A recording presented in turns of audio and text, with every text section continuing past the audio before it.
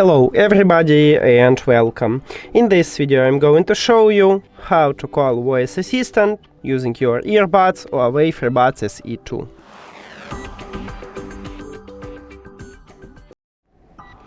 So, firstly we need to add it on the gesture, because by default you cannot call it.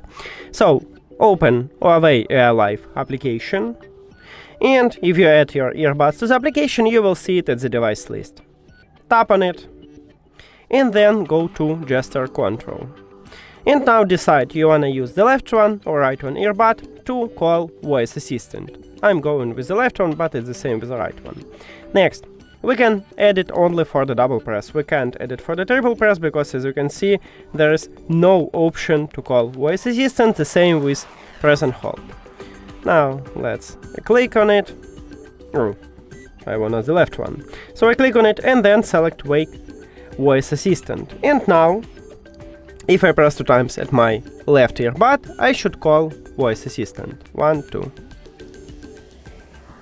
And yeah, I call the Siri because I have iPhone. If you have Android, you will call Google Assistant, or maybe you set up Gemini, so then you will call Gemini.